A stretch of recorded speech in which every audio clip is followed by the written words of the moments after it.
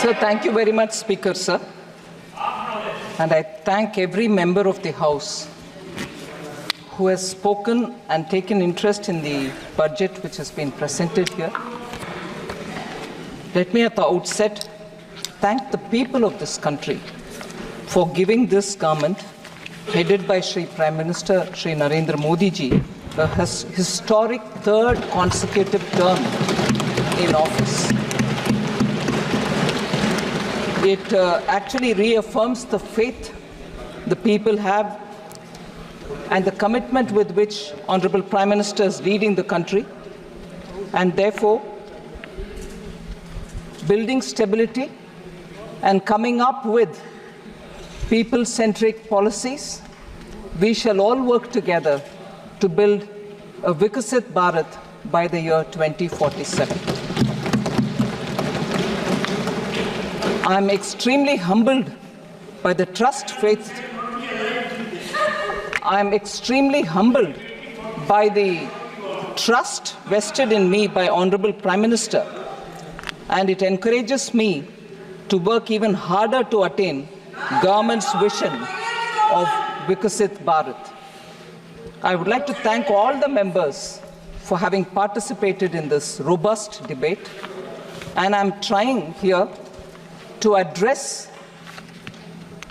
almost all the issues raised by the honorable members, and I shall go by issue, which would cover many members under each issue, but I'll try to name as many of them as possible. So just before I do the part where I'm responding to the honorable members, I would like to highlight some of the budgetary points, features, which is very important for us to understand where this budget fits in itself in the long path towards Vikasit Bharat. Sir, this budget actually draws upon what was mentioned in the vote on account. So essentially infuses into itself everything, almost everything said in the vote on account. And after that, of course, brings a newer addition towards making this year the first step towards the next 5 years leading towards Vikasit Bharat. So the continuity from the vote on account is something that I'd like to underline. The principle of governance has from 2014 been Sabka Saath, Sabka Vikas, Sabka Vishwas, and Sabka Prayas. And following that, we shall come forward and work together to make sure we overcome all the difficulties. The budget actually seeks to consolidate all the earlier accomplishments. It also outlines measures in order that we overcome the challenges, and two core elements have been highlighted. One is the social inclusivity, that is reaching out to all strata of the people in the society, and geographical inclusivity through equitable development for all the regions in our country. So we are taking a whole of nation approach and now seeking to make sure that we fulfill the aspirations of our people. So briefly, if I were to summarize on points which are meeting this objective that we have set before ourselves, is the expenditure of the government has actually grown exponentially. It is today 48.21 lakh crores.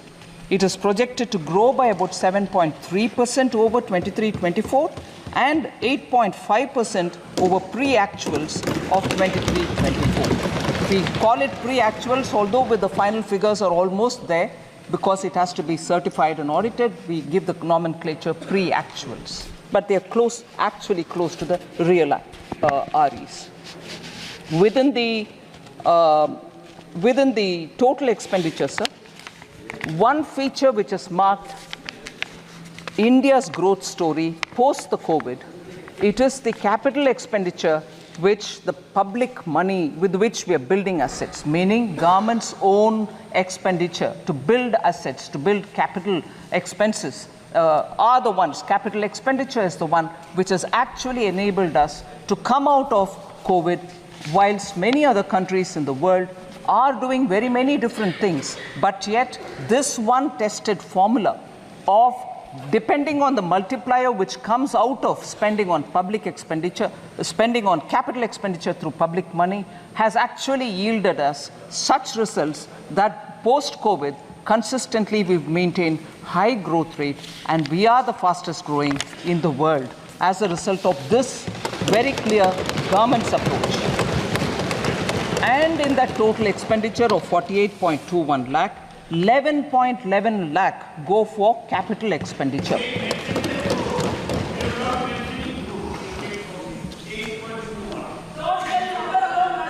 Sir, budgeted capital expenditure is now almost 3.3 times the capital expenditure which was there in 2019-20, that is prior to COVID, sir. If you actually calculate the effective capital expenditure, that is the sum which is referred to when the budgeted capital outlay and the grants and aid for creation of capital assets which is given to the states. Grants and aid go to the state's capital account, but it remains in the revenue account for us. But because it also creates capital in the state's name, if we were to calculate the effective capital expenditure, it is pegged at 15.02 lakh or above 18% over the RE of 23-24. So that is the impetus we are giving for growth to be sustainable and for us to retain the growth rate that we have been very clearly attributing for the hard work of the people of this country. I'm not getting into the details of the revenue expenditure because that is already in the budget documents. But more importantly, I get into talking about the allocations because I think a lot of members have said probably the allocations in the social sector has come down. I want to, by giving the data, I want to showcase to the ministers, to the honorable members, that the expenditure on the contrary has gone up in each one of them, and I'll show by how many. So agriculture and allied sector in 2013 and 14 had just 30 lakh crores, meaning 0.30 lakh crores, whereas now it is 1.52 lakh crores. It is even 8,000 crores more than the last year, which is 23-24. So even over last year, we have made an increase and not brought a reduction in them.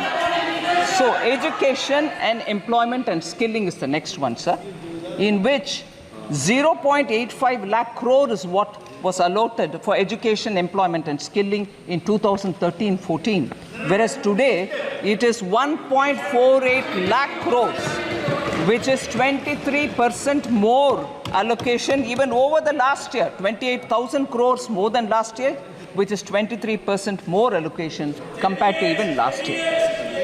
In 10 years, 0.85 lakh crore to 1.48 lakh crores. Women and girls, 0.96 lakh crore in 13-14, it is 3.27 lakh crores. 41% more allocation or 96,000 crores more than the last year. Rural development, including infrastructure, sir, 0.87 lakh crore, and this year, that is 2013 and 14, whereas this year it is 2.66 lakh crores, which is 11.7% more allocation over the last year, 28,000 crores more than the last year. Urban development was only 0.12 lakh crores in 2013-14, whereas it is close to a lakh crore now, 7,000 crores more than last year.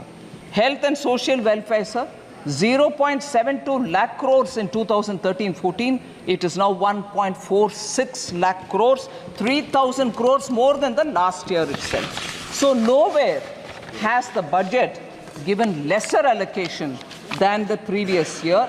So I would want to appeal to honorable members to please have a look at the document in full and see that no allocation has been reduced. Sir, just briefly, what the budget 2024-25 tries to bring in is a balance among several objectives, because growth is important, and through better growth, higher growth, we believe that inequality can be addressed. So growth, employment, welfare spending, capital investments and fiscal consolidation. These are the factors which we've tried balancing in the budget. So, an indicator which is very important for us. If I'm insisting on doing public spending on capital expenditure, the quality of public spending is the revenue deficit to fiscal deficit ratio normally. From about 80% in 2020-2021 COVID year, on account of COVID pandemic, the revenue deficit to fiscal deficit ratio, sir, was expected to fall to 36% was very high, whereas it has now fallen to, it is expected to fall to 36% in 24-25, and therefore reflecting the fact that expenditure is going towards quality asset creation. No one can refute this data, sir. These are all available in public domain. And the other thing which is an important indicator is, I had promised in this House, sir, 21-22, that the government would endeavor to attain fiscal deficit to GDP level below 4.5% by the year 25-26, from an unprecedented high of 9.2% in 2020-2021. We have kept completely to the trajectory projected. We have not deviated from it. We are complying by that fiscal deficit trajectory given by me. Even today, you see that we've gotten close to the 4.6. Actually, this year, we have clearly given 4.9 as the fiscal deficit. So we are keeping our word on that.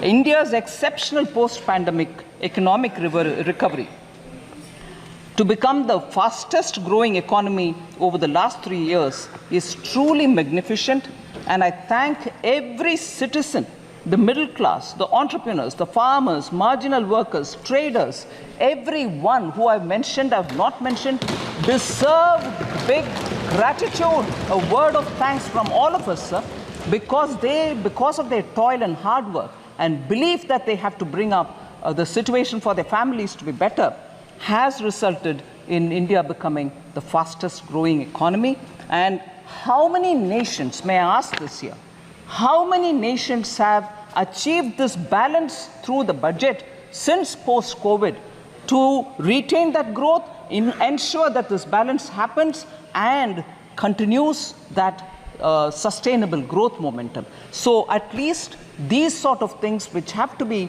remembered for the sake of thanking our people, I would like to highlight these as the last few years' achievement of this government and entirely thanking the people of India. And this couldn't have been possible unless there is a hardworking, visionary leadership which takes us forward so that the country can really come out of the COVID distress. And I thank Honorable Prime Minister for his leadership on this. Sir, I had also presented the Jammu Kashmir budget for 24-25. I'm happy to inform that the concrete steps that have been taken to enable the Union Territory to break free from the fetters of the past, namely the legacy of fiscal distress which has been inherited from the erstwhile state. We have provided substantial financial support, and I'll give the number, 17,000 crores in the union budget of the UT of J&K this year.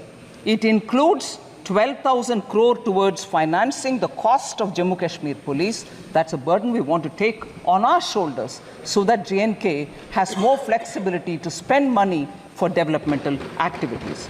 And the additional central assistance of 5,000 crore has been provided. With this support, I expect the GSDP ratio, fiscal deficit to GSDP ratio of the Union Territory would be somewhere, and I'm estimating it, somewhere in the range of 3% for the year 24-25. The public finances of the Union Territory are now back on the rails, and they are now able to focus on developmental activities much more than ever before. And the fiscal prudence is the biggest spirit with which the welfare activities are being taken up without any compromise on Sabka Saath, Sabka Vikas. So because Jammu and Kashmir budget was particularly of interest to some of the members, I would like to respond to the members as well, much before I go to responding to members on the general budget. Sir, some members of J&K have raised questions about unemployment rate in J&K.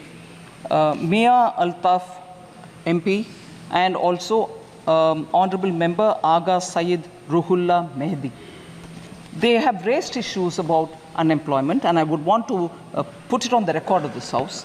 Unemployment rate, that is for the age group of 15 to 59 years, has actually come down for J&K from 6.4% in 2020-2021 to 5.7% in 21-22 to 4.4% in 22-23, sir. So there is a reduction in the unemployment rate in J&K. The reduction is primarily because there is a lot of avenues being created for self-employment, and livelihood opportunities through Government of India schemes are reaching all people in J&K, and as a result, you can see that employment opportunities in the sense of self-employment has actually grown. So again, Honorable Member Mia Altaf had raised this issue about the works that were undertaken by the Union Territory government for the welfare of tribals. I'll certainly like to say, sir, there are about 9 important things which need to be highlighted.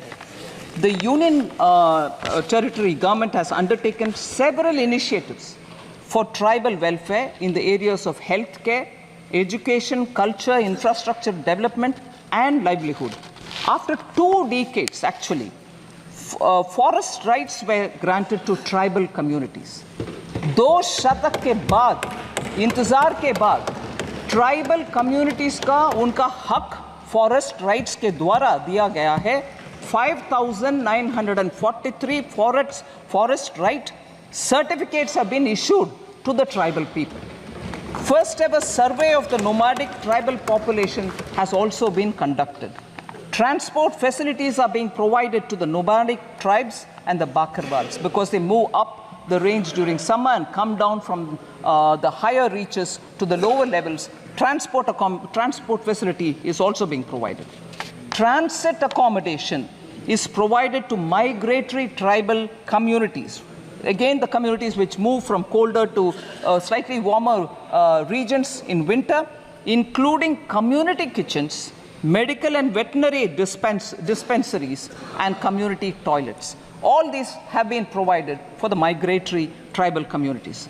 Professional coaching centers, scholarships, skilling for 48,000 tribal youth, 8 new hostel buildings, 285 smart schools, 6 Ekalavya residential schools have all been developed in the Union Territory of Kashmir.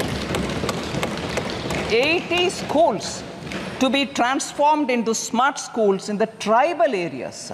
That's a very important step forward, and it will benefit tribal children.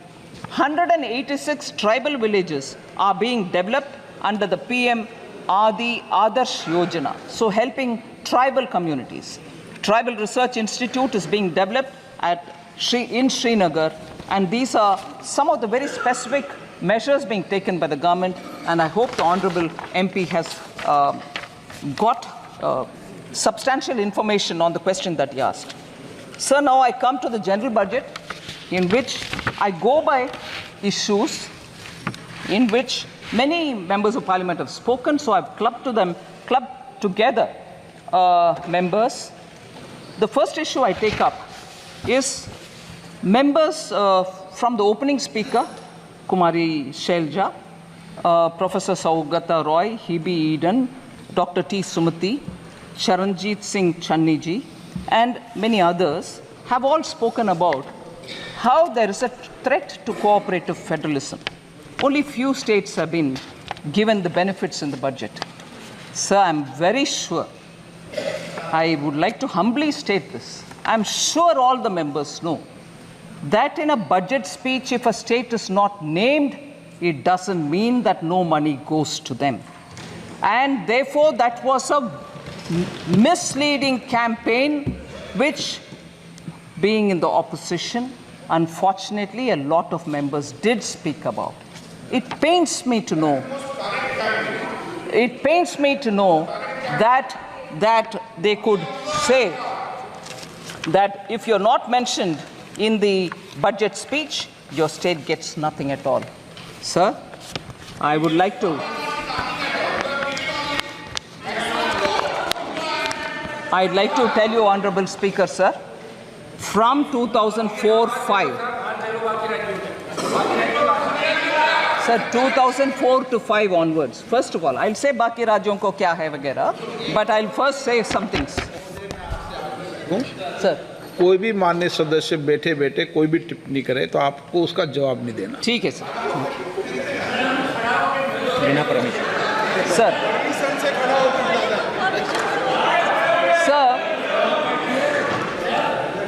Sir,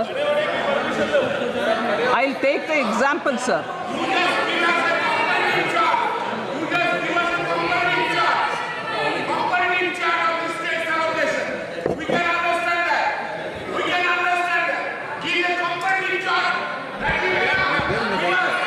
Sir, I'd like to compare. Sir, I'm picking up on the budget speeches since 2004-5, 5-6, 6-7, 2007-8, and so on, sir. 2004-5 budget did not take the name of 17 states. I like to ask the UPA government members at that time, did money not go to those 17 states? Did they stop it? Then if they stopped it, they have every business to ask this question. I presume they didn't stop money going to those 17 states because they didn't name it. So when it is one thing for them, it's all right. When the same thing happens somewhere else, no, it's not all right, you've deceived. 17 states were not named in 2004-5. 18 states were not named in 2005-6. 13 states were not named in 2006-7. 16 states were not named in 2007-8. Money didn't go to them. 2008-9, 13 states were not named.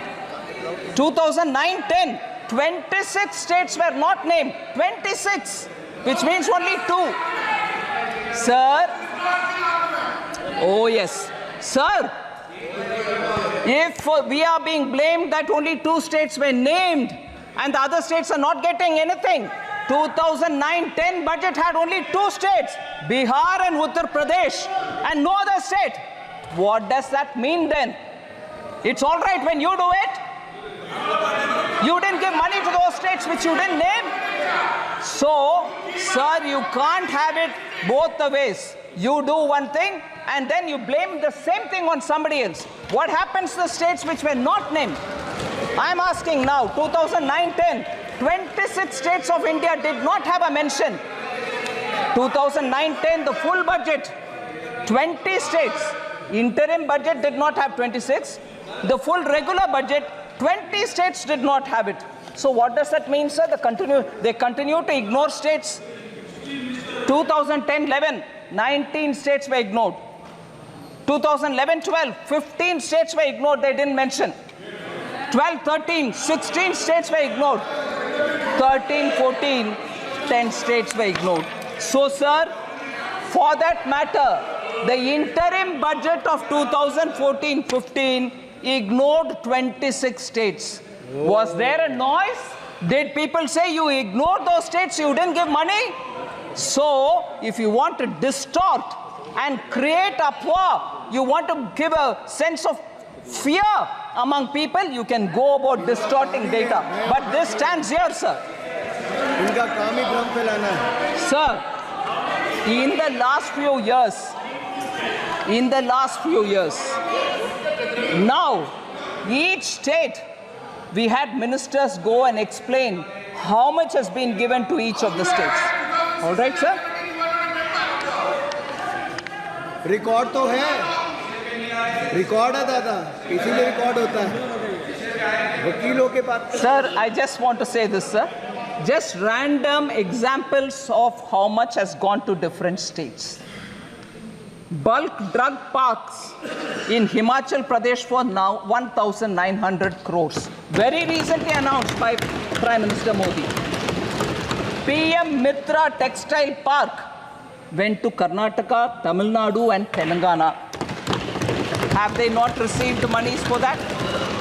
500 crores for Greenfield Park and 200 crore for Brownfield Park. These are just random examples, sir. Railways, West Bengal, Jharkhand and Bihar, multi-tracking of Son, Nagar and Andal. Telangana and Maharashtra. Yes, it is, everybody is right, and that's why I'm answering. But instead of reading a complete list, I'm giving random examples so that people can understand. 2,700 crore for Himachal Railway. Railways, Telangana and Maharashtra, doubling of Mudked, Medchal, Mehboob Nagar, Don route. Telangana and AP, doubling of Motumarri, Vishnupuram sections. Telangana and AP, Bhadrachalam, Dronakal sections. Amount, sir, 12,334 crore. West Bengal, Jharkhand, Bihar. Telangana and Maharashtra, 4,686 crore. Telangana and AP, 1,596 crore. Telangana and AP, Bhadrachalam, Dronakal section, 770 crore. These are going for railways alone. Himachal Pradesh 27. Sir, major highway projects. Kerala, major highways projects. So I will like to put on record, because after all, the respective honorable members of Kerala insisted, and I'm glad to receive them, that much before I deliver the reply today, I have to meet with them.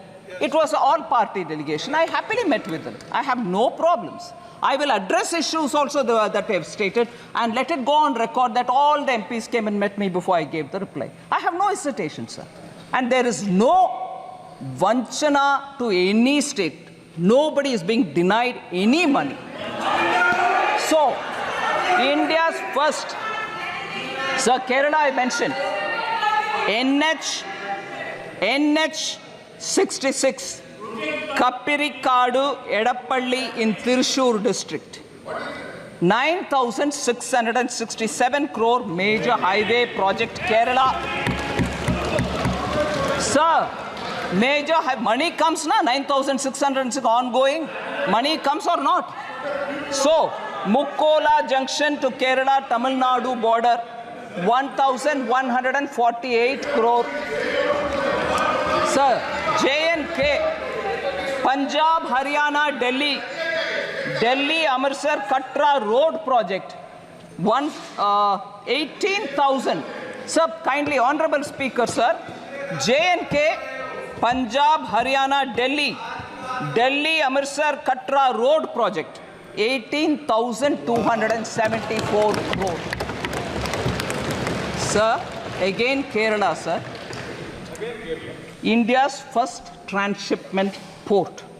All of us happily celebrated when a very big vessel reached Virinjam port.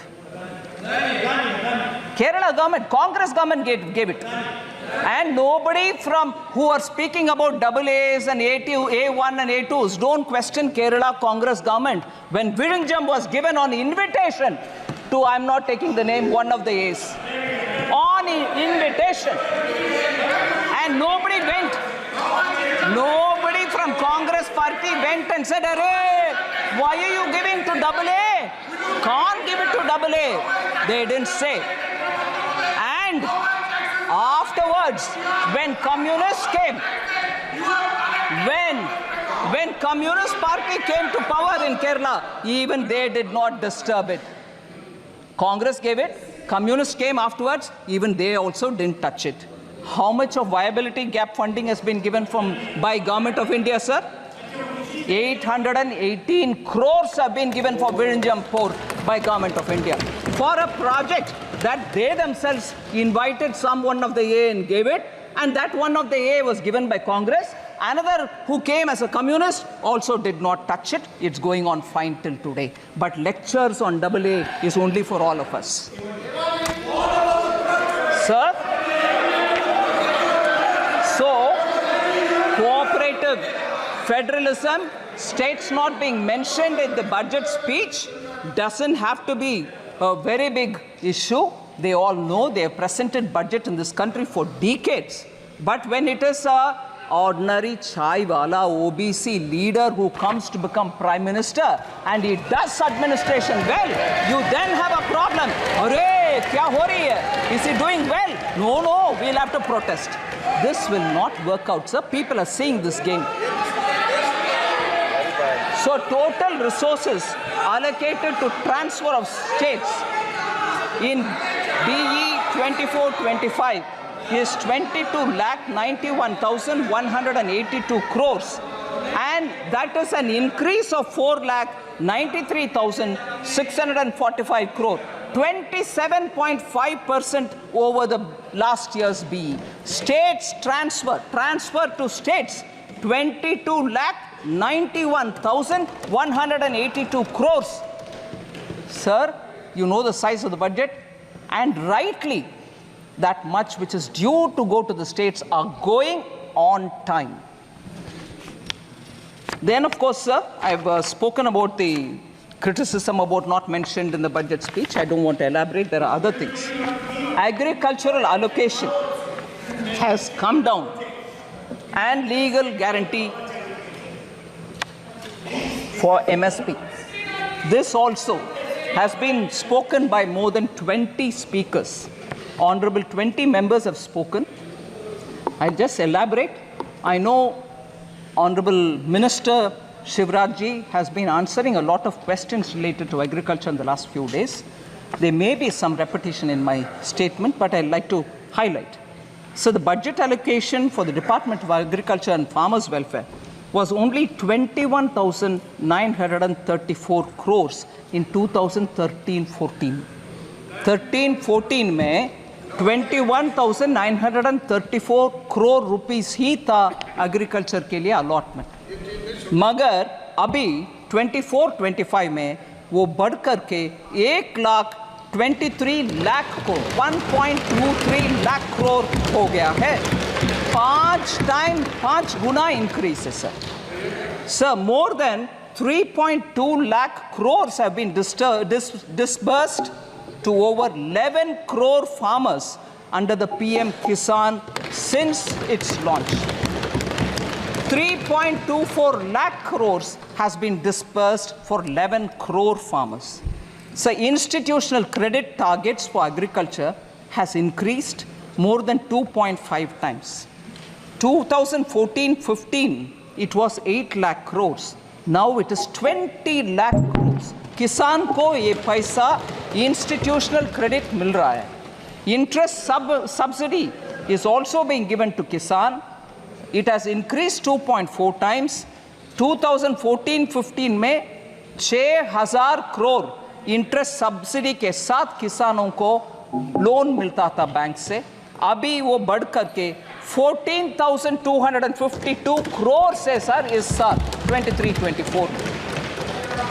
Number of accounts of small and marginal farmers availing agricultural loans has grown from 57% to 76%.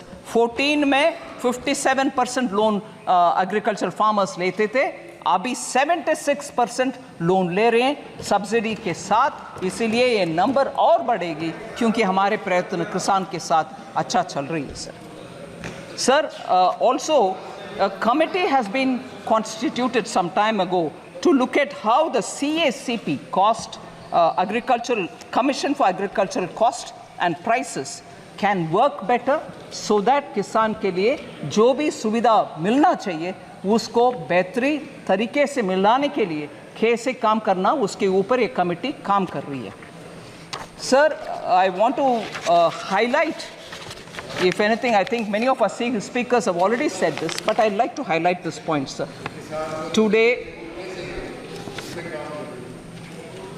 Today, sir, the Congress Party and the India Alliance partners are all doing good lot of politics on the farmers. I'm saying it with consideration, sir. I'm not speaking loosely. The National Commission on Farmers, MS Swaminathan, had recommended in 2006 minimum support price should be at 50% more than the weighted average cost of production. This was not accepted by the UPA government. The cabinet note, which was drafted in July 2007, said, and I quote, sir, MSP is recommended by the CACP on objective criteria considering the variety of factors involved. Therefore, setting an increase of at least 50% on the cost may cause distortion in the market. In some cases, there may be a mechanical linkage between MSP and cost of production per producer. इतना कह करके MS Swaminathan के report को दरकिनारे कर दिया UPA government ने 2007 में। फिर 2004 मैनिफेस्टो में कांग्रेस पार्टी बोलते हैं कि एक कॉम्प्रिहेंसिव क्रॉप इंश्योरेंस ले आएंगे, मगर सचमुच में पीएम फसल बीमा योजना ले आने वाले कौन है सर? हमारा प्रधानमंत्री मोदी जी। फिर कांग्रेस पार्टी ने ये भी कहा it would examine the feasibility of direct income support to farmers, मगर किसान सम्मान निधि 2019 में ले आने वाले कौन है सर? माननीय प्रधानमंत्री मोदी जी। इसीलिए Congress party they can go on shedding crocodile tears about farmers, कोई implementation में कुछ नहीं किया पिछले 10 साल में, ऊपर से I would say even for several decades कुछ भी नहीं किया। The failure of the flagship loan waiver, sir मैं failure of the loan waiver 2008 के ऊपर बात करना चाहता हूँ। 2008 के चुनाव में किसान के लिए लोन वेवर के ऊपर इतनी सारे बातें की। CAG found gross irregularities in the implementation of the 50,000 crore agricultural debt waiver and debt relief schemes. एक आध विषय उसमें CAG रिपोर्ट में कहा गया कि around 164 crore was waived off in violation of the guidelines. Implementation में पूरे के पूरे गपलाबाजी करने वाले कांग्रेस है सर। 22% of the cases में lapses and errors पाया गया। 8.5 farmers out of the accounts audited were not eligible to get loans. शायद जीजा बच्चीदा आ गए इसीलिए लोन जिनका मर्जी दे गए, कोई इसमें मेजरिंग मापदंड कोई फॉलो नहीं किया। 34% of the eligible beneficiaries of the test checked accounts were not issued debt waiver certificate. ये मैं मानती हूँ बेरहम एक स्टेप है सर, जिसमें अगर बैंक वो सर्टिफिकेट नहीं देता वो किसान दोबारा लोन नहीं ले पाता। 34% ऑफ द एलिजिबल केसेस में वो सर्टिफिकेट तक नहीं दिया गया। इनके लोन वेवर जिसके ऊपर वो जीत कर आए 2009 में, उतना गपलेबाजी हुआ उसमें, आज किसान के ऊपर रो रहे।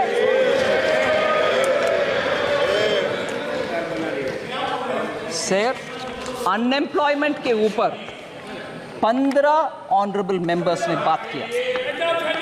सर इसमें कुमारी सैलजा, अभिषेक बैनर्जी, सौगता रॉय जी, हिबी ईडन, राजीव राय, दुराई वाइको, पप्पू यादव जी, डिम्पल यादव जी, एनके प्रेमचंद्रन जी और के सुब्रायन जी, ऐसे बहुत सारे, डॉक्टर सुमति, अनएम्प्लॉयमेंट के ऊपर बात की। मैं उनका एक आध विषय स्पष्ट करना चाहती हूँ sir. Our policy to make youth, इस बजट में यूथ के लिए 5 ऐसे स्कीम का एक बड़ा सा पीएम का युवा पैकेज हमने ले आए, जिसमें एम्प्लॉयमेंट भी है, स्किल ट्रेनिंग भी है, इंटर्नशिप भी है। Our policy is therefore to make youth सक्षम, स्वतंत्र और समर्थ। इसीलिए to make them competent, independent and capable, a lot of schemes have been brought in other than the 5 schemes put into PM package. 48 crore mudra loans worth 29 lakh crores have been dispersed since 2014. 29 lakh crores का dispersal हुआ मुद्रा में।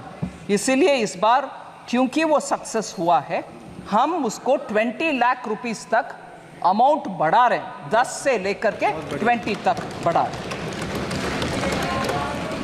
मैं ये 5 scheme के ऊपर ज़्यादा बोल नहीं रही हूँ sir, but I want to say UPA era में जॉबलेस ग्रोथ के विषय में एक विषय हाईलाइट करना चाहती हूँ सर।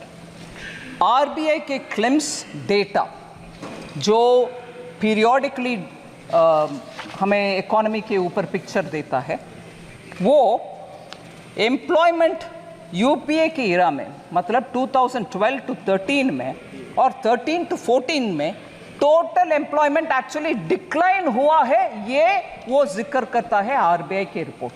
उनके कार्यकाल में जब टोटल एम्प्लॉयमेंट का नंबर डिक्लाइन होता है, उसके बारे में चर्चा नहीं करते। मैं आज उठा रही हूँ इस हाउस में कि उस समय के एम्प्लॉयमेंट क्यों घटा, why did it come down? If you are claiming that your economy management was all very good, how did total employment figure come down? And this is RBI data, not mine. Second, sir, formal employment was badly hit. Total persons engaged during the UPA time, annual survey of industries कहता है कि Covid pandemic के time, हमारे सरकार के time से ज़्यादा decline उस समय हुआ टोटल पर्सन्स का एंगेजमेंट में। This is a data about 2012-13 employment total persons engage decline हुआ उस समय। Sir, we want to highlight the fact that the annual periodic labor force survey reports show that the labor market indicators for persons in the age group of 15 years and above has steadily improved under Prime Minister Modi, 2017-18 to 2022-23. Our employment figures have improved. I'm giving you at least 4 indicators for that. Labor force participation has increased from 49.8 in 2017-18 to 57.9% in 22-23.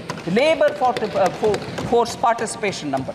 इसमें women labor force participation has risen to 37% in 22-23 from 23% which was in 2017-18. Women का participation भी increase हुआ. Youth the unemployment rate has declined from 6% in 2017-18 to a low of 3.2% in 22-23. Youth unemployment for the age group 15 to 29 has declined sharply from 17.8% in 2017-18 to 10% in 22-23. So the last point on this employment debate, sir, SBI research report, which was released in July 2024, said India created 12.5 crore jobs between 2014 and 23 compared to only 2.9 crore during the UPA 10 साल. 2.9 crore UPA के 10 साल में, मगर अभी 12.5 करोड़ हमारी 10 साल में sir. सो employment के ऊपर बार बार गलत फहमियाँ प्रचार करना ये छोड़ दें, क्योंकि डेटा उसके खिलाफ है।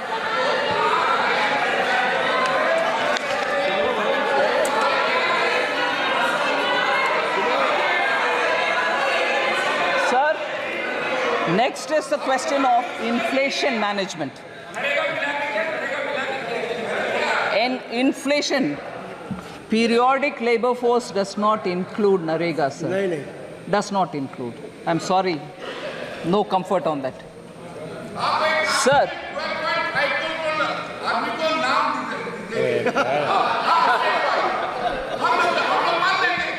Sir, inflation. चेयर कर तो सुनना ही नहीं है।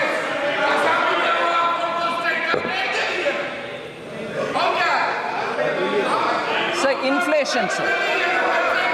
Inflation as a subject. 7 honorable members spoke about it. I'm not taking their names. Sir, we saw double-digit high inflation period during the UPA era, and that is because of their reckless policies. I want to differentiate between the inflation which prevailed during UPA and the inflation, if at all, within the range which prevails now, some months which have gone up. There is a difference. Domestic inflation used to be higher than the global average during UPA's time. Global financial crisis 2008, sir. If we are talking about COVID, which is much, much more complex than the global financial crisis, global financial crisis 2008, UPA government took stimulus measures to boost the economy. But I'm sorry to say, I'll come to this particular matter because it has a relevance to one of the honorable members. Harvard and Oxford educated leaders, UPA government was run by them for the economy, did not know when and how to withdraw the stimulus, leading to a high double-digit inflation between 2009 and 13, high fiscal deficit and debt, crowding out private investment. So between January 2012 and 2014, just the 22 months, of the total 28 months, 22 months the inflation was above 9%. Almost double digit and almost double of the forbearance limit that is permitted. Inflation के इनके record ही है sir, उसको beat करना आसान नहीं है। इसीलिए मैं बात बोल रही हूं, UPA sir, UPA inherited a stable macroeconomic environment with inflation at 3.8% from 1999-2000 to 2003-04। Atal ji के समय पर इन्फ्लेशन उस रेंज में पर था, उसको इनहेरिट किया यूपीए ने। Comparatively, annual inflation rose to 8.1% between 2004-05 to 2013-14। Atal ji का 3.8%, इनका 8.1%। यही है इनका रिकॉर्ड इन्फ्लेशन मैनेजमेंट के ऊपर। सर एक्चुअली क्योंकि हमारे एमपी साहब ऑलरेडी एक स्लोगन दे रहे, मैं बोलना चाहती हूँ, मैं हिंदी इलाके से नहीं आती हूँ, फिर भी ये याद है, कांग्रेस आई महंगाई लाई, ये है इनका record. Sir, because economy was in such poorly managed state because of inflation, I want to quote,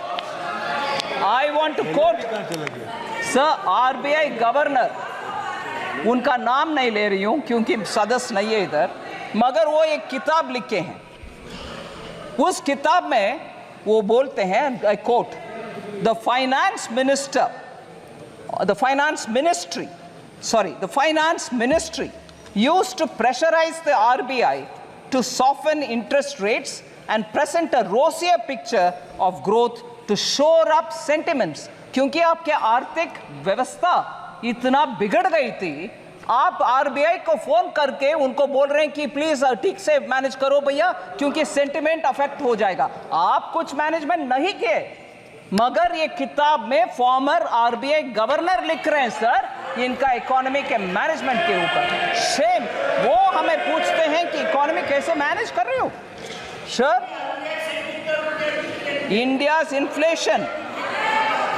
India's inflation between 2020-2023 is much lower than the global average.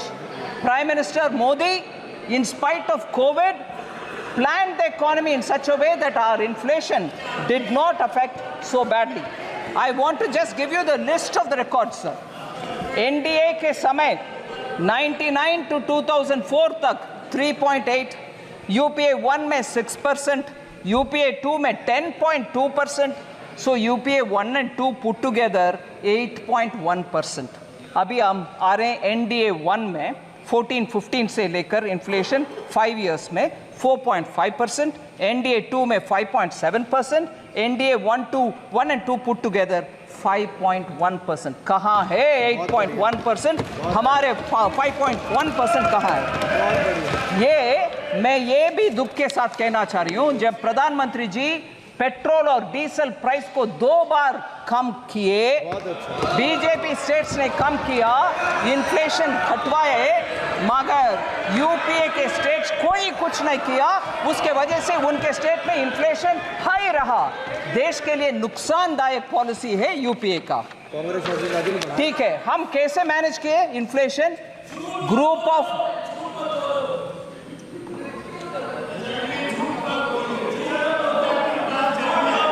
Sir, NDA government कैसे मैनेज कर रही? Group of ministers के द्वारा inflation को monitor करते हुए supply side का हर step हर बार उठाते हैं। मैं उदाहरण देती हूं सर, भारत ब्रांड आटा, राइस और पल्सेस का विषय हमने खरीद करके सब्सिडी के साथ जनता को पहुंचा रहे हैं। भारत आटा एट 27.50 रुपीस पर केजी, और लोग खरीद रहे हैं कि नहीं खरीद रहे हैं? बिल्कुल खरीद रहे हैं। 14.87 lakh tons have been sold for common public. Bharat rice 27.5 rupees per kg में चावल मिलता है और 13.98 लाख टन्स बिक्री हो गए हैं सर, लोग खरीद रहे हैं। भारत चना दाल 60 रुपीस पर केजी के 1 केजी का पैक 11.52 लाख टन सोल्ड हो गए। भारत मूंग दाल, बोथ मूंग दाल और साबुत मूंग दाल 2984.37 टन्स का सेल हो गया है। आम नागरिक तक हमारे भारत ब्रांड आटा पहुंच रही है, इसीलिए इन्फ्लेशन को वो फेस कर पा रहे हैं। सर, मैं अगले एक विषय, मुख्य विषय में आ रही हूं। एससी एसटी को इग्नोर कर रहे हैं सरकार, विमेन एंड पुअर को इग्नोर कर रहे हैं। इसमें 4 लोग बात किए, चरणजीत सिंह चन्नी, श्रीमती डिम्पल यादव, के Radhakrishnan and Tol Tirumavalavan, all members, honorable members of parliament who have raised this issue. I want to say SC or ST or women ke allocation has gone up substantially. Number there you sir, 23-24 में 1,59,148 crores था SC का। इस साल 1,65,493 crores, 6,345 crores और बढ़ाए। ST 1,19,706 crores, 1,24,909 crores now, 5,113 crores अधिक we have increased it. Women 2,38,220 crore पिछले साल, इस साल 3,27,158 crore, 88,938 crores ज़्यादा दिए हैं इस साल में। सर, इस विषय में थोड़ा ऑनरेबल स्पीकर ध्यान से आपके सामने विषय रख रही है। SC ST का एलोकेशन कम हो गया है, ऐसे प्रश्न पूछने वाले से मैं पूछना चाहती हूँ। कर्नाटका की कांग्रेस गवर्नमेंट ने SC SC ST फंड से बजट में 9,980 दिए हुए बजट से 4,301 करोड़ ट्राइबल सब प्लान से निकाला गया, उसका पता नहीं चल रहा कहाँ गए। So far of the total, Karnataka government has spent 2,228 crore, including 1,587 crore from the SC ST sub plan and 641 crore from the tribal sub-plan specifically. God knows where this is going. Because this has been questioned in Karnataka itself by the leader of the opposition and the media. I want to ask माननीय former chief minister Charanjit Channi ji, आपके leader से बात करिए, कर्नाटका में जाकर के SC का हालात के ऊपर प्रश्न पूछिए। इधर पूछने का आवश्यकता नहीं है, उधर कांग्रेस गवर्नमेंट में हो रही है इतनी सारी घपला।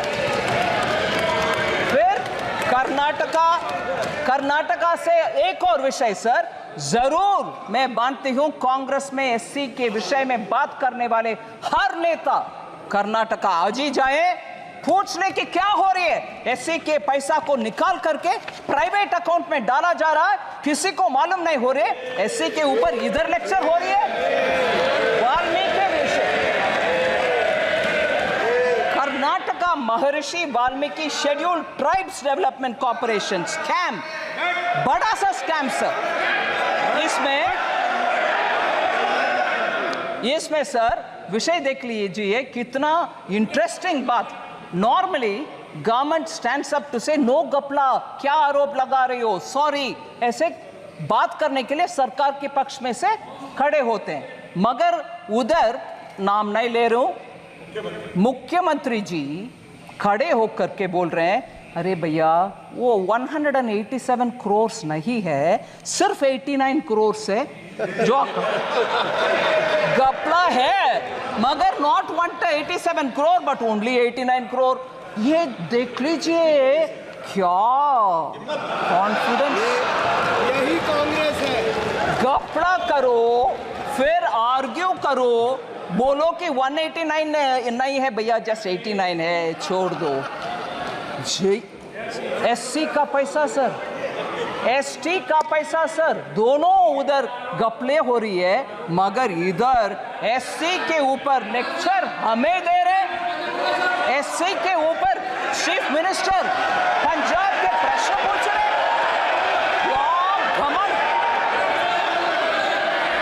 In the past BJP government, how many scams have been occurred? Sir skill India mission के ऊपर, स्किल इंडिया मिशन के ऊपर honourable member Abhishek Banerjee, Madhya Pradesh, honourable member Owaisi ji और वरुण चौधरी जी ने प्रश्न पूछा।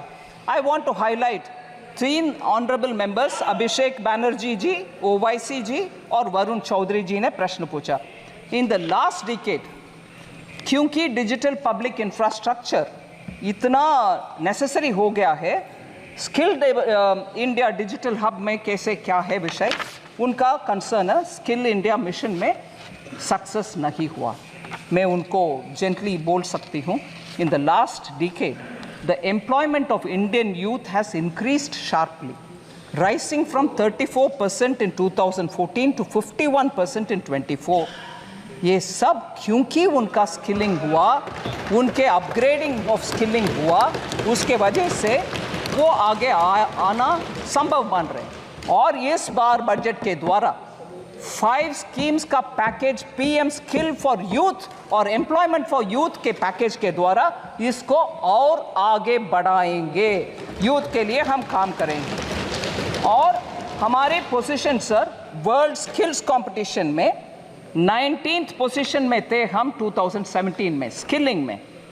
आज 11वीं पोजीशन में 11th रैंक में आ गए हैं bye 2020। Sir 3 members have spoken on poverty and global hunger index. Poverty and global hunger index, कुमारी शैलजा जी, दुराई वाइको जी और Gurmeet Singh ji. Sir, I want to first of all, with all humility and modesty say, flawed indicators such as the global hunger index for India's sake may not work out. I'm not saying because you have raised a point, but I'll tell you why. इन सब के विश्वसनीयता, I'll try to say it in Hindi, sir. मैं इस global hunger index की विश्वसनीयता पे कुछ बात रखना चाहती हूँ। हाँ, मैं प्रश्न रखना चाहती हूँ। हाँ, मैं जो विषय मैं क्वेश्चन के द्वारा जवाब दे रही हूँ। Conflict ridden countries sir, Pakistan जैसे कंट्रीज को, सूडान जैसे कंट्रीज को भारत से आगे रैंकिंग कैसे मिल रहा है सर? अफ्रीकन नेशंस में आज भी उनका पर कैपिटा इनकम भी कम है। फिर पाकिस्तान में आज तक आटा के क्यों, मैं I am not saying it in a sense of you look at them they are suffering, no, I don't want them to suffer. But it is a reality. Today, they are not able to obtain even basic food. Here, 80 crore लोग के लिए भारत देश में मुफ्त में हम अनाज दे रहे हैं, फिर भी हंगर इंडेक्स में हाई है। ये कैसे ये विश्वसनीयता स्थापित करेंगे? Sir, household savings will do. Household savings at 50-year low, while household debt has been increased. Sri Honorable MP Abhishek Banerjee ने ये प्रश्न पूछा.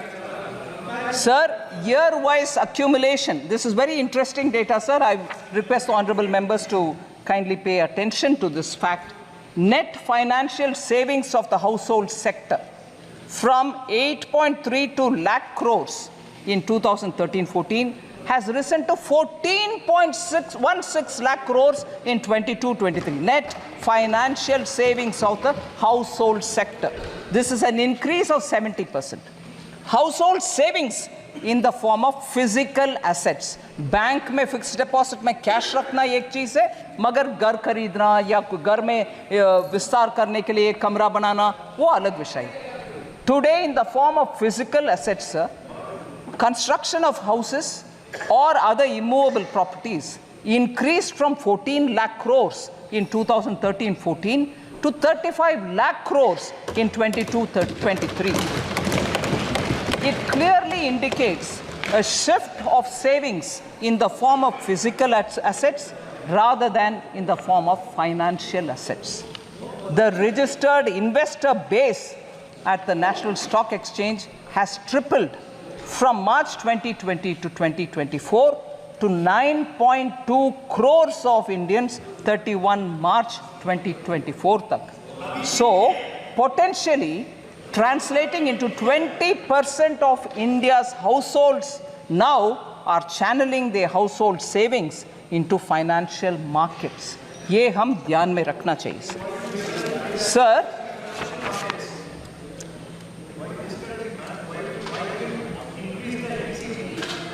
I'll come to that. I'll certainly come to it. Sir, Honorable Speaker, sir, I'm almost coming to the end, sir, but one or two important points. Sir, I thought you wanted the answers. Sir, lack of transparency in budget. Lack of transparency in budget was the issue raised by Honorable Member N.K. Premchandran. I want to highlight the fact, sir. In fact, it is completely the opposite of what used to prevail under UPA. And I'll give you examples with which I want to say this charge, lack of transparency in budget, should actually be posed by N.K. Premchandran ji to UPA budgets. Sir, all the details have already been provided. I'm not going to say what is revenue, how much is revenue receipt, how much is other receipts. The borrowings are meant for financing fiscal deficit, because the question also said how government will finance the additional allocation of around 56,000 crores. So I want to just highlight, borrowings are for financing fiscal deficit in a way. I would like to mention that the borrowing has been reduced due to better fiscal management, and reducing the fiscal deficit from 5.1% in interim budget to 4.9% in the regular budget of 24-25 explains that. The hallmark of Prime Minister Modi from the days when he was Chief Minister of Gujarat is fiscal prudence without compromising on welfare. He continues on that track. He has not compromised on welfare businesses or schemes, but very clearly manages his finances carefully, and that is why you have that fiscal prudence reflecting in the fiscal deficit. Sir, this is a total contrast to what had prevailed during UPA. I want to highlight how the Congress-led UPA government, constant practice of hiding the deficits through off-budget borrowings and issuance of oil bonds, which shifted the fiscal burden to future generations. Under the UPA, standard fiscal practices were routinely changed to make the budget numbers look favorable. You saw I've already said how the RBI governor spoke. In order to make an impression of nice, goody, you call the RBI, you fudge the numbers, you put it under the carpet. All this has happened during UPA, not our times, sir. In financial year 2021, the government, our government under Prime Minister Modi, rapidly repaid all outstanding National Small Saving Fund loans which were provided to the FCI in lieu of food subsidy by providing additional budgetary support. We cleared the accounts, sir. Very good. And as a result, that came onto the budget, and there was no hiding under the carpet. External borrowing कर दिया, budget में दिखाया नहीं. मैं budget fiscal deficit अच्छा number दिखाऊंगा, मगर इधर borrow करते रहे. नहीं. Everything that you get, everything that happens in finance ministry is now in the budget for all of us to see. इसमें कोई पीछे से borrow करो, उधर रखो, इधर दिखाना नहीं है, नहीं होता. So lack of transparency अगर है तो वो यूपीए के गवर्नमेंट में हुआ था, अभी नहीं. Complete food subsidy under the PM Garib Kalyan Anna Yojana is being provided transparently through government budget. Sir, from 21-22, off-budget funded schemes are being proactively disclosed in the budget document. इसीलिए हर step हम ले रहे हैं transparency की ओर. I want this to be recognized by the honorable member. So the last two members who asked particular questions, sir, on the minority budget has been reduced. Honorable member Ziaur Rahman Bark from UP, I forget his constituency, Sambal. But I must say, sir, you normally don't allow us to mention names of people who are not the members. But with your permission, I want for a moment to pay a momentary dedication to his grandfather, Shafiqur Rahman Bark, late Shri Shafiqur Rahman Bark, because he was a very elderly member. He came several times to meet me on his constituency-related problems. I used to respect him. I gave him a lot of time to understand his issues, and where I could help, I have helped him. But not for that, but I do recognize the dignity with which he has approached his assignments, even with that aged, even with that seniority in age. So I want to respect the grandson who's now come in his position, who's asked this question. Sir, minority budget, has it come down? No, it hasn't come down. I want to very clearly say, sir, 22-23, actuals are 803 crores. 23-24, budget estimates were 3,098 crore. 24-25 budgetary estimates, 3,183 crore, 85 crores more than the last year has been given. No reduction in the fund.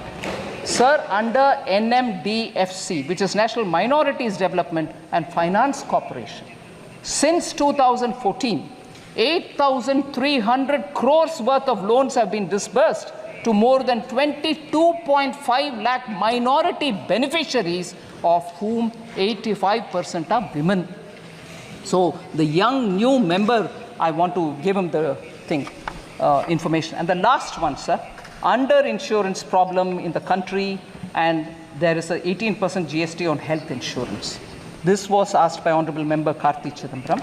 I want to highlight that PM Jeevan Jyoti Bima Yojana has over 20 crore enrollments and over 16,087 crore claims have been paid till date. 2 lakh insurance cover at just 436 rupees per annum premium. We have paid 2 lakh, we have paid 20 crore enrollments, and 16,087 crores have been cleared as insurance claims.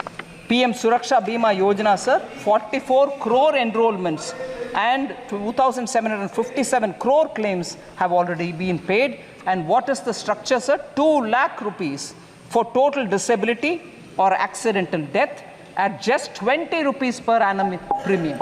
So this is the way insurance for the common people have been given by Prime Minister Modi, and this is reaching a lot of poor people. And I'm happy to say, even during COVID, we had cleared a lot of claims, even if they didn't meet the usual requirements of doctor's certificate, mortuary certificate, nothing. PM gave a clear instruction saying, during COVID, all claims be settled. We don't want anyone to suffer because insurance certificates have not come.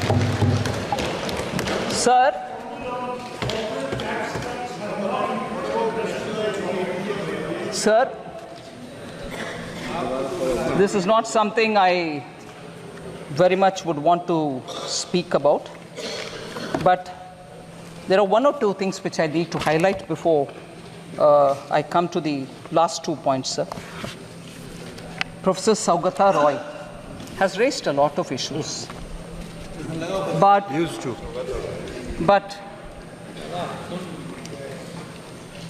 I'm astonished, sir, from the land of Bengal, which inspired our freedom movement, which gave us the slogan, Vande Mataram. Here, you don't hear me all right, no? Vande Mataram. I'll be happy to say it 10 times. Vande Mataram. Bengal gave this call, and we are very inspired by that.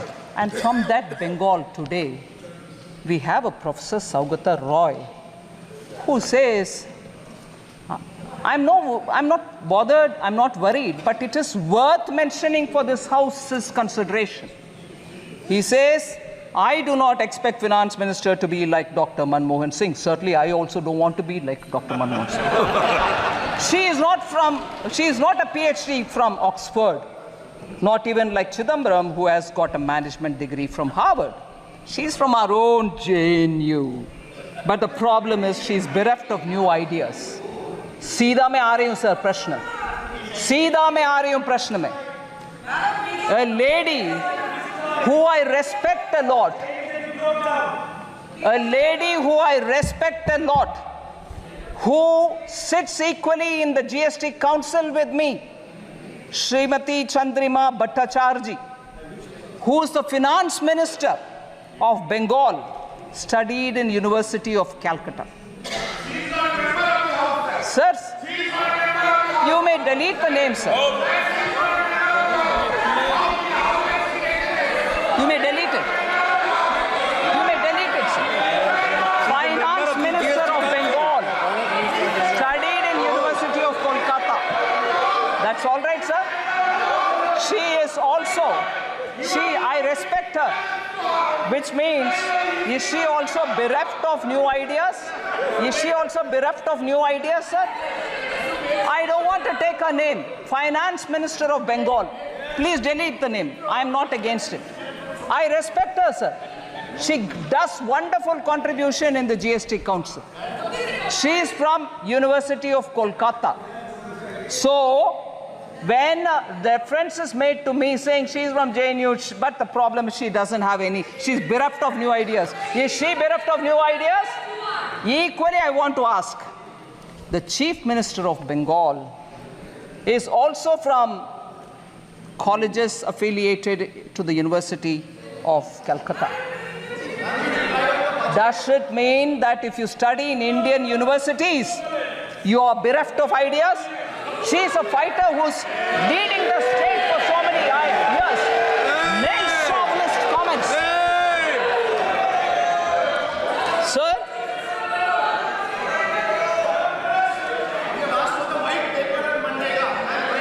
I'll come.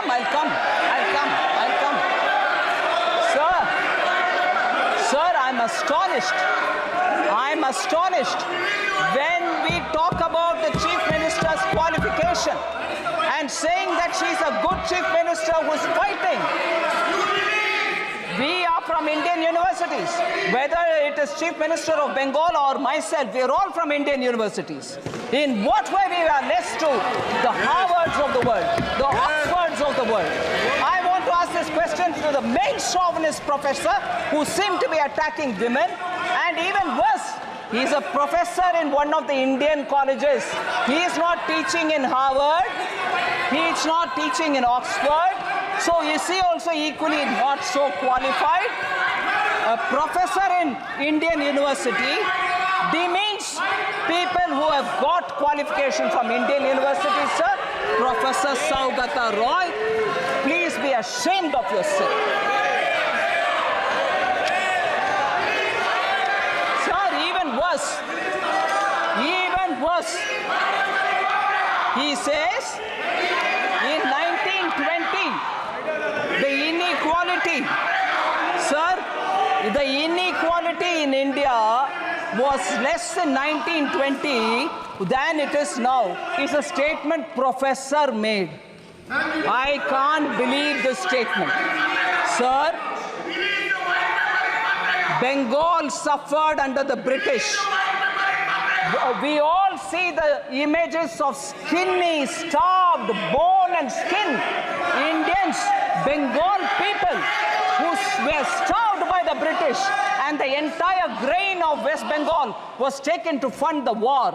People were photographed sitting skinny with bones and skin, and that Bengal was better in equality than now. What a shameful statement to make. In this house, inequality was better under British than now. What a shameful statement to make.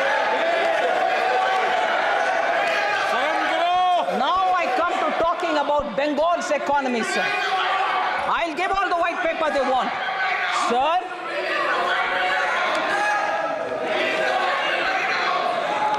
West Bengal's share in total industrial production of this country. Honorable Speaker, sir, I'd like to draw your attention and say West Bengal's share of the total industrial production of this country, which used to be 24%. I want honorable members to keep paying attention to this data. It's very important for this country. 24% was Bengal's contribution to total industrial production of this country at the time of independence. Today, you want to know what that number is? 3.5. That's the Bengal economy. That's the Bengal economy.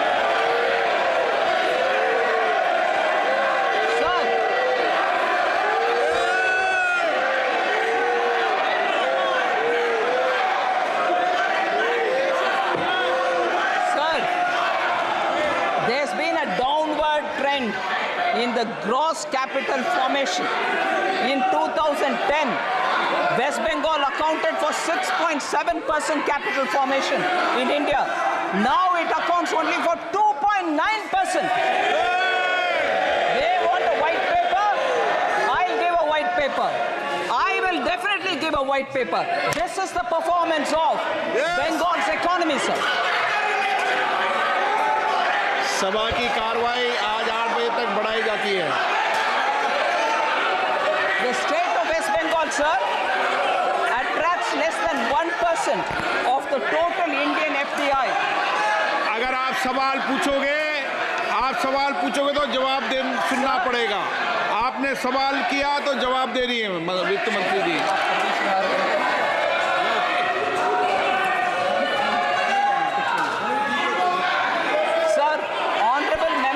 Supriya Sule had asked question about fiscal deficit target of 4.9% may not be achieved. With supplementary demand, it might go up to 5.6%. Is our apprehension. I want to reply to Honorable Member Supriya Sule, sir. The year-end actuals of a year represents the full financial year's expenditure. It is inclusive of additional appropriation that may have been granted to the Parliament by the Parliament through supplementary demand. But I want to lay before Honorable Member my fiscal deficit numbers. 21-22, the fiscal target set was 6.8%. What we achieved is 6.7%. 22-23, 6.4 was the target set. 6.4 was achieved. 23-24, 5.9 was target set. 5.6 was achieved. And 2024-25, 4.9 is what we mentioned here. I'm confident that of achieving that fiscal goal and the glide path which we have given and therefore 4.5% of GDP for 25-26 is what we achieve. Will achieve is my hope.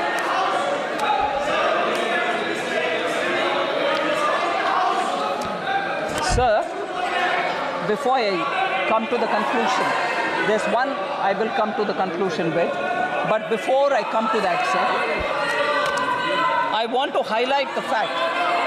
माननीय सदस्य नेता प्रतिपक्ष please आसन के पीठ पेट कर नहीं बैठते। संविधान नेता प्रतिपक्ष हो जाने से अकल कहां से आएगा? Sir, this is an important issue I want to raise, sir, before I come to the conclusion. Sir, today, when we are discussing the journey of Viksit Bharat, I want to draw your attention towards a very serious issue. To make India develop, it is necessary for the country to have big economic and strategic power. But if there will be instability and anarchy in the country, the journey towards Viksit Bharat will become more difficult. This is a huge challenge for us. And as a nation, we have to understand where the problem is. India's social fabric, parliamentary traditions, economy, and the armed forces are all four being severely attacked. We have united our diverse society through the hard-working people of this country over the generations. After independence, sir, our constitution was put in place, and it has put in place several arrangements to keep the society united. But today, through a conspiracy, the fault lines of our society are being exposed. Mistrust is being created against each other in the society through fallacies, lies, and deceit. Sir, efforts are being made to create such a situation that even a spark will lead to a lot of conflict. Similarly, the attacks on the armed forces are also being intensified on some pretext or the other, or one pretext or the other. Efforts are being made to divide the army and the soldiers. The strength of the army is its discipline and unity. As a part of a conspiracy, sir, this strength of the army is being challenged. Whatever is happening today regarding Agniveer is a part of this conspiracy. I'm afraid to say this. Apart from the society, parliament, army are all under attack, and even the economy is being attacked. When the people of India have really struggled to come out of COVID and are building a society on their effort, we as people representing them in this house at least should recognize the hard work of our people and not undermine India as a country which is growing at this rate. So entrepreneurship itself is being made a villain, sir, which is a shame. Hard-working entrepreneurs are building this country. The conspiracy is to end India's entrepreneurship culture even if before it fully blooms, and thereby hitting at the Indian core backbone, which is the entrepreneurship, small and medium units, and enterprise is what is building India. Negativity is being spread in society towards all those who do business. And this hatred for business and wealth creators is spilling everywhere. There is a conspiracy to send a message to the entire world that India is not safe for investors, sir, and this is not good. Rumors are being spread that Indian institutions cannot guarantee security to foreign investments, which is really a sad situation, sir. Strategic instability, economic instability, and political instability.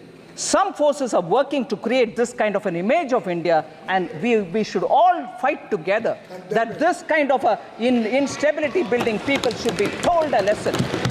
There is a huge nexus. There is a huge nexus behind this, which is carrying out this conspiracy from the streets and even to the parliament. No debates without protests, which are aggressive protests are happening. You don't even hear answers which are being given. And I'm sorry to remind this honorable house that when the honorable Prime Minister stood up to speak, at most disruption happened and people did not want to listen to him. They were screaming. But parliamentary institutional maryada ke upar unse first lecture aata hai. Jab all over the well they had people standing and people were forced or nudged or cajoled to say, go into the well, protest. Sir, institutional respect, we have to keep it. Every countryman has come together to fight this conspiracy. We have to be alert, sir. And I take this opportunity to say this. Sir, the last matter, sir.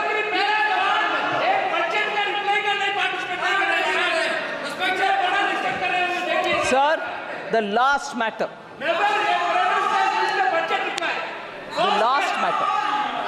The last matter, sir. Halwa. Okay? We should talk about it.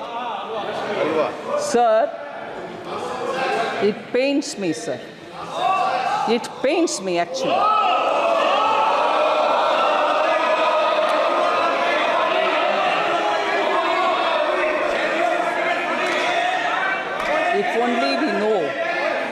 If only we know the background with which halwa ceremonies are conducted before the budget is prepared. If only we know the background.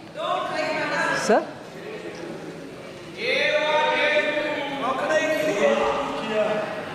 If only we know the background of why halwa ceremonies happen, sir. It's a very important phase where actually in this country halwa ceremonies have been happening for a very long time. माननीय मंत्री जी, कब से हो रही है ये भी बता दो आप। मैं बोल रहे हैं सर, मिंटो रोड में जब प्रिंटिंग प्रेस था, जब बजट उधर प्रिंट होता था, तब से लेकर के staff who get themselves inside that premises, budget present होने के बाद तक जब बाहर नहीं आते थे, आज भी वो सिस्टम बरकरार है। वो लोग अपने आप, क्योंकि अंदर जाने के बाद till they can't come out till the budget is read, on their own used to organize halwa making, क्योंकि भारत में एक ट्रेडिशन है, कोई भी अच्छा काम शुरू करने से पहले मुंह मीठा। At that time, sir, Italy में नहीं होगा। ओके, आई करेक्ट, भारत में हो रहा, कहीं और नहीं। Sir, Navratri meaning 9 nights and 8 days पुराने ज़माने में they used to stay inside only, no phone, no contact, no landline. If anything, one officer who was given the power to come in and go out, he would convey the message. कुछ नहीं और बाहर world से संपर्क। बोल रही हूँ, please. अभी sir 5 nights and 4 days nowadays they stay in the cellar of North Block, and this is essentially because the confidentiality of budget making has to be respected. So they go in, and before going in, we start this halwa ceremony. And there are media reports, sir, one or two, which I'll read out, which captures it.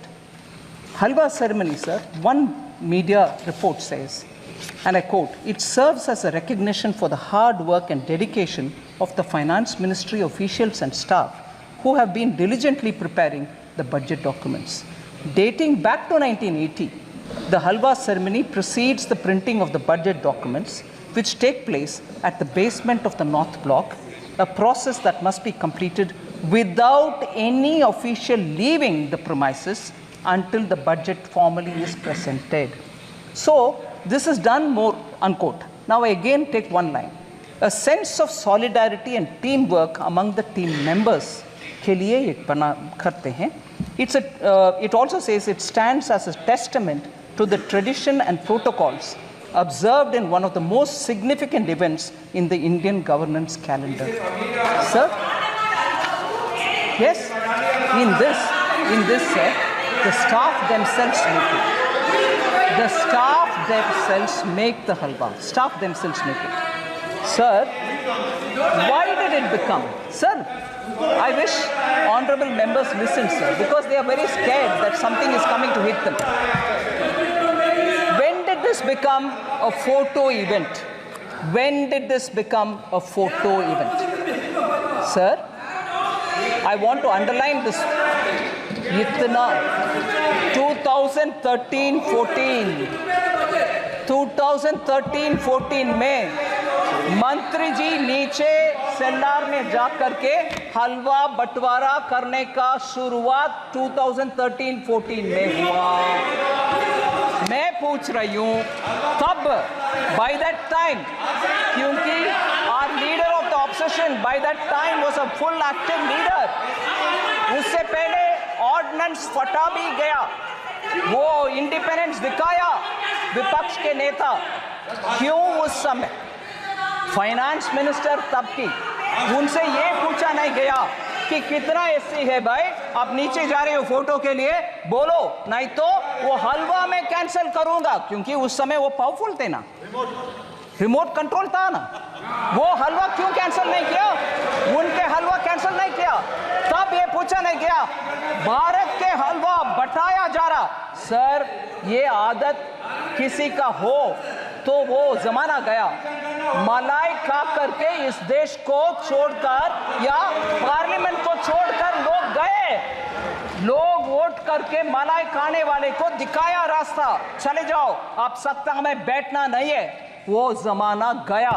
मगर उस समय के finance minister से ये पूछा नहीं गया, आप नीचे जा रहे हो बंटवारा करने के लिए, हलवा बंटवारे करने के लिए, आपके साथ कितने एससी हैं, कितने एसटी है, कितने ओबीसी है, वो पूछा नहीं है। उस समय के ऑफिसर्स लोग के स्टैटिस्टिक्स गणना नहीं हुआ, मगर अभी पूछा जा रहा है। इसीलिए मैं बोल रही हूँ इस देश में लोगों को बंटवारे करने में कुछ षड्यंत्र के साथ इस प्रश्न पूछा जा रहा है। Sir, it's a shame. मैं इस मौके पर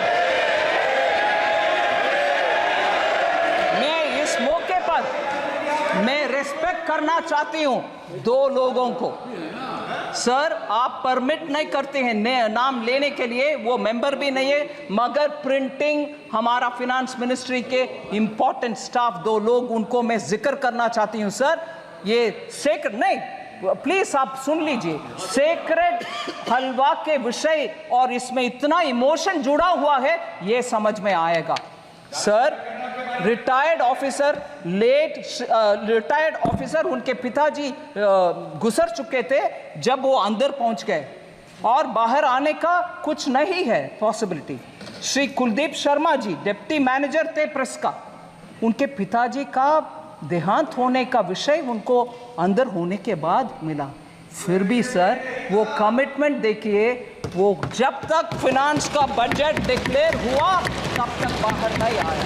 मैं उनके सर झुक करके नमन करती हूँ। ऐसे लोग हैं सर उधर, उनका सेंटिमेंट है हलवा बनाना और बंटवारा करना, उनको नीचे दिखाना अच्छा नहीं है, नीचे दिखाना अच्छा नहीं है। दूसरा मैं बोल रही हूँ, श्री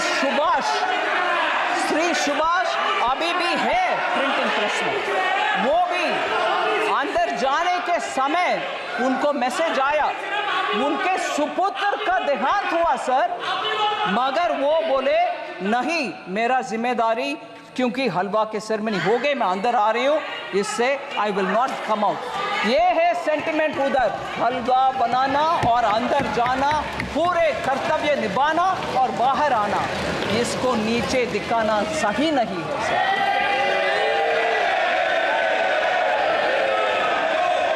सर। एससी के ऊपर, ओबीसी के ऊपर बहुत सारे विषय हमारे एमपी गण बात कर रहे हैं। फर्स्ट प्रधानमंत्री जी नेहरू जी का लेख सबको शायद अनुराग जी ने पढ़ दिखाया। नेहरू जी ने 27 जून 1961 को लिख रहे हैं, I quote, sir, I dislike any kind of reservation, more particularly in service. I react strongly against anything which leads to inefficiency and second-rate standards. Unquote. Sir, that is Pandit Jawaharlal Nehru, the first Prime Minister of India. Okay. Next, sir. खाका खालेकर commission के report 1955 में जब recommendation आ चुका था, तब से लेकर के कांग्रेस पार्टी के हर गवर्नमेंट उसको दरकिनारे कर दिए। बैकवर्ड कमीशन के कोई कुछ सोच नहीं था। In 1980, Mandal Commission report was submitted to Srimati Indira Gandhi, तब के Prime Minister. Even she didn't touch it. And तब के कांग्रेस के नारा में बोल रही हूँ sir, my Hindi is not very good, but I'll still say it. What was the slogan? ना जात पर, ना पात पर, मोहर लगाएगी हाथ पर। सो जात तब नहीं है, पात नहीं है, मगर अभी बोला जा रहा है जाति, जाति। कितना लोग हलवा में थे, कितना लोग हलवा फोटो में थे, कितने नीचे पे थे। जब तब अगर आपने सही इसको तभी ले आते तो ओबीसी ऑफिसर आज सेक्रेटरी लेवल तक पहुंचने का मौका था। You stopped it sir. No, even worse sir, शायद अनुराग जी ने नहीं बताया, मैं एक और कोटेशन पढ़ना चाह रही हूँ sir. Rajiv Gandhi ji, late Prime Minister, Rajiv Gandhi ji gave an interview to Alok Mehta in March 1985, a senior journalist. In that interview, former Prime Minister about OBC reservation says this, quote कर रही हूँ sir, no promotion of idiots in the name of reservation.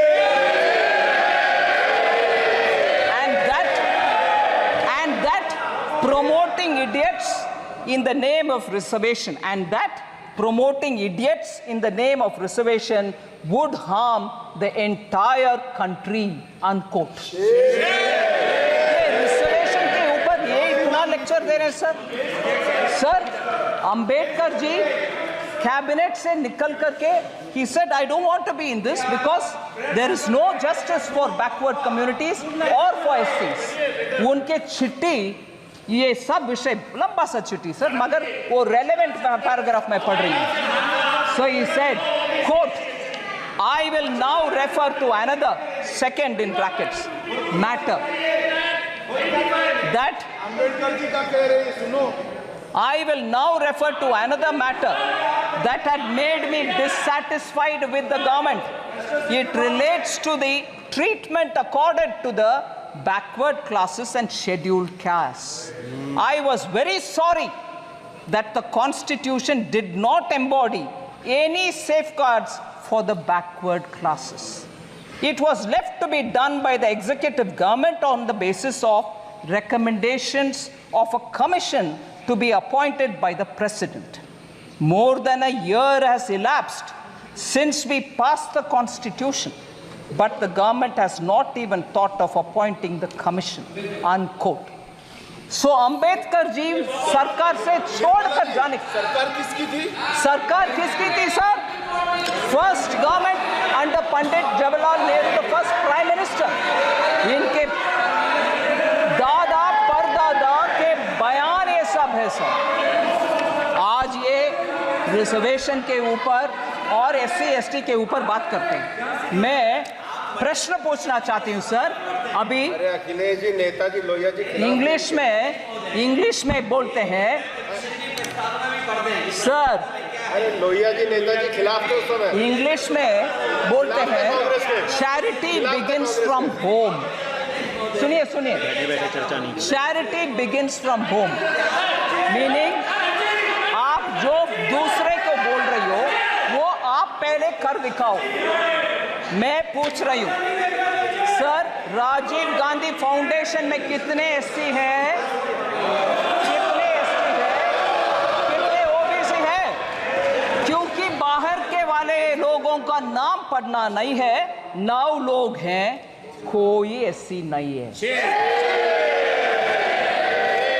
Charity begins at home sir.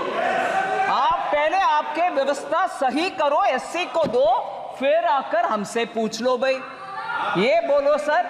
फिर दूसरा एक उदाहरण देती हूं sir, Rajiv Gandhi charitable trust, उसमें 5 लोग हैं बोर्ड ऑफ ट्रस्टीज में, नाम नहीं पढ़ रही हूं सर, मगर मुझे एक भी एससी नहीं दिखा।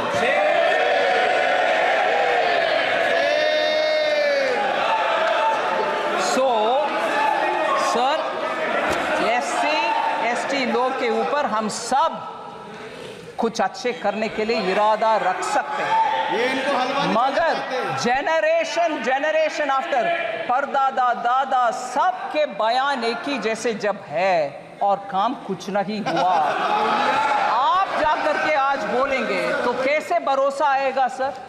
और ऊपर से हलवा जैसे एक इमोशनल सेंटिमेंटल मैटर जिसमें पूरे उस मिंट का फाइनेंस मिनिस्ट्री के स्टाफ बंद अंदर कमरे में ये रह करके काम करते हैं, उनके मुंह मीठा करने का काम में आप ऐसे प्रश्न चिन्ह के साथ। और मैं जब इस विषय में मैं कैसे जवाब दूं, ऐसे करके सर पे हाथ रखा तो पूरे ट्रोल आर्मी के साथ मुझे पूछा जा रहा है कि एससी के ऊपर जब विपक्ष के नेता बात कर रहे हैं आप सर पर हाथ रख रही हो, हंस रही हो। नहीं, ऐसे एक इमोशनल मैटर को इतना हल्के से डील कर रहे हैं, उसको मैं सर न फोड़। Sir thank you very much sir, मैं बजट के लिए कुछ इतना समय दिए आपके लिए मैं धन्यवाद।